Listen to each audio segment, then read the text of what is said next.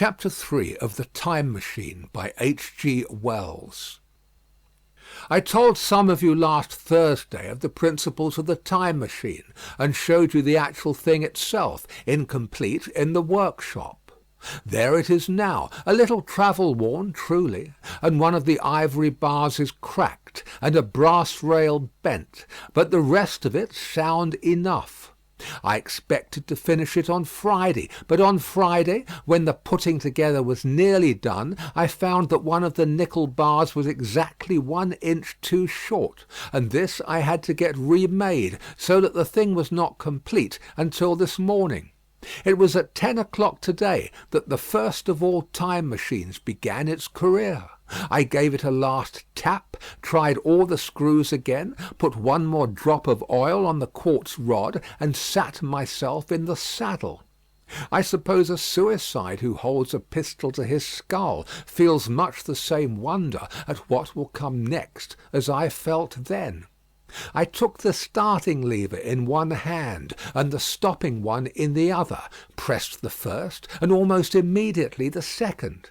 I seemed to reel. I felt a nightmare sensation of falling, and looking round, I saw the laboratory exactly as before. Had anything happened? For a moment I suspected that my intellect had tricked me. Then I noted the clock. A moment before, as it seemed, it had stood at a minute or so past 10. Now it was nearly 3:30. I drew a breath, set my teeth, gripped the starting lever with both hands, and went off with a thud. The laboratory got hazy and went dark. Mrs. Watchett came in and walked, apparently without seeing me, towards the garden door. I suppose it took her a minute or so to traverse the place, but to me she seemed to shoot across the room like a rocket. I pressed the lever over to its extreme position. The night came like the turning out of a lamp, and in another moment came tomorrow. The laboratory grew faint and hazy, then fainter and even fainter. Tomorrow night came black, then day again, night again, day again, faster and faster still. An eddying murmur filled my ears, and a strange dumb confusedness descended on my mind. I am afraid I cannot convey the peculiar sensations of time travelling. They are excessively unpleasant. There is a feeling exactly like that one has upon a switchback, of a helpless, headlong motion. I felt the same horrible anticipation, too, of an imminent smash. As I put on pace, night followed day like the flapping of a black wing. The dim suggestion of the laboratory seemed presently to fall away from me, and I saw the sun hopping swiftly across the sky, leaping it every minute, and every minute marking a day. I supposed the laboratory had been destroyed, and I had come into the open air. I had a dim impression of scaffolding, but I was already going too fast to be conscious of any moving things. The slowest snail that ever crawled dashed by too fast for me. The twinkling succession of darkness and light was excessively painful to the eye. Then, in the intermittent darknesses, I saw the moon spinning swiftly through her quarters from new to full, and had a faint glimpse of the circling stars. Presently, as I went on, still gaining velocity, the palpitation of night and day merged into one continuous greyness. The sky took on a wonderful deepness of blue, a splendid luminous colour like that of early twilight. The jerking sun became a streak of fire, a brilliant arch in space, the moon a fainter fluctuating band, and I could see nothing of the stars, save now and then a brighter circle flickering in the blue. The landscape was misty and vague. I was still on the hillside upon which this house now stands, and the shoulder rose above me, grey and dim. I saw trees growing and changing like puffs of vapour, now brown, now green. They grew, spread, shivered, and passed away. I saw huge buildings rise up faint and fair, and pass like dreams. The whole surface of the earth seemed changed, melting and flowing under my eyes. The little hands upon the dials that registered my speed raced round faster and faster.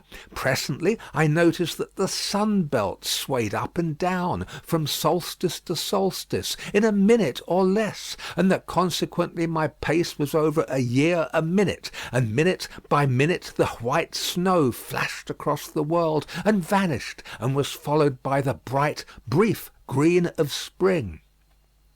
The unpleasant sensations of the start were less poignant now. They merged at last into a kind of hysterical exhilaration. I remarked indeed a clumsy swaying of the machine, for which I was unable to account. But my mind was too confused to attend to it, so with a kind of madness growing upon me, I flung myself into futurity. At first I scarce thought of stopping, scarce thought of anything but these new sensations.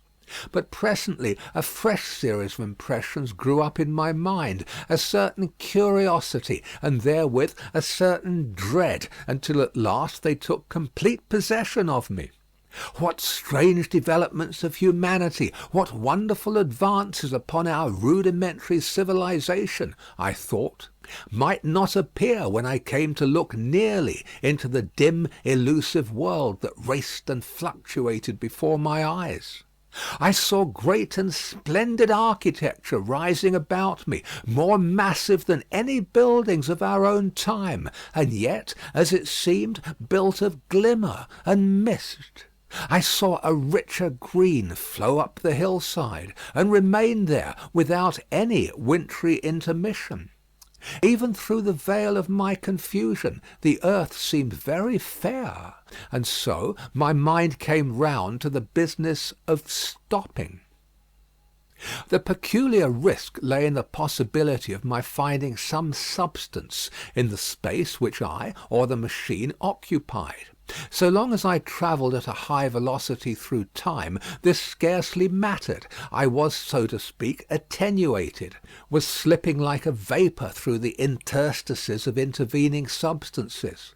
But to come to a stop involved the jamming of myself, molecule by molecule, into whatever lay in my way, meant bringing my atoms into such intimate contact with those of the obstacle that a profound chemical reaction, possibly a far-reaching explosion, would result, and blow myself and my apparatus out of all possible dimensions into the unknown.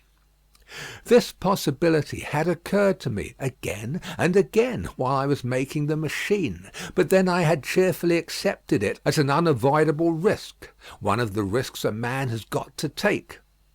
Now the risk was inevitable, I no longer saw it in the same cheerful light. The fact is that insensibly the absolute strangeness of everything, the sickly jarring and swaying of the machine, above all the feeling of prolonged falling, had absolutely upset my nerve. I told myself that I could never stop, and with a gust of petulance I resolved to stop forthwith. Like an impatient fool, I lugged over the lever, and incontinently the thing went reeling over, and I was flung headlong through the air. There was the sound of a clap of thunder in my ears. I may have been stunned for a moment. A pitiless hail was hissing round me, and I was sitting on soft turf in front of the overset machine. Everything still seemed grey, but presently I remarked that the confusion in my ears was gone. I looked round me. I was on what seemed to be a little lawn in a garden, surrounded by rhododendron bushes, and I noticed that their mauve and purple blossoms were dropping in a shower under the beating of the hailstones. The rebounding, dancing hail hung in a cloud over the machine, and drove along the ground like smoke. In a moment I was wet to the skin. "Fine hospitality," said I, "to a man who has travelled innumerable years to see you." Presently I thought what a fool I was to get wet. I stood up and looked round me. A colossal figure, carved apparently in some white stone, loomed indistinctly beyond the rhododendrons through the hazy downpour, but all else of the world was invisible. My sensations would be hard to describe. As the columns of hail grew thinner, I saw the white figure more distinctly. It was very large, for a silver birch tree touched its shoulder. It was of white marble, in shape something like a winged sphinx, but the wings, instead of being carried vertically at the sides, were spread so that it seemed to hover. The pedestal, it appeared to me, was of bronze, and was thick with verdigris. It chanced that the face was towards me. The sightless eyes seemed to watch me. There was a faint shadow of a smile on the lips. It was greatly weather-worn, and that imparted an unpleasant suggestion of disease. I stood looking at it for a little space, half a minute perhaps, or half an hour. It seemed to advance and to recede as the hail drove before it denser or thinner. At last I tore my eyes from it for a moment, and saw that the hail curtain had worn threadbare, and that the sky was lightening with the promise of the sun. I looked up again at the crouching white shape, and the full temerity of my voyage came suddenly upon me. What might appear when that hazy curtain was altogether withdrawn? What might not have happened to men? What if cruelty had grown into a common passion? What if in this interval the race had lost its manliness, and had developed into something inhuman, unsympathetic, and overwhelmingly powerful? I might seem some old world savage animal, only the more dreadful and disgusting for our common likeness, a foul creature to be incontinently slain. Already I saw other vast shapes, huge buildings with intricate parapets and tall columns, with a wooded hillside dimly creeping in upon me through the lessening storm. I was seized with a panic fear. I turned frantically to the time machine and strove hard to readjust it. As I did so, the shafts of the sun smote through the thunderstorm. The grey downpour was swept aside and vanished like the trailing garments of a ghost.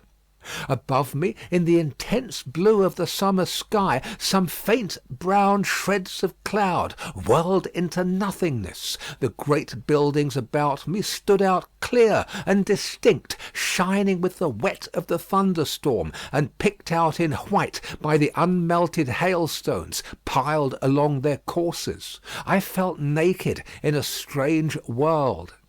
I felt as perhaps a bird may feel in the clear air, knowing the hawk wings above and will swoop.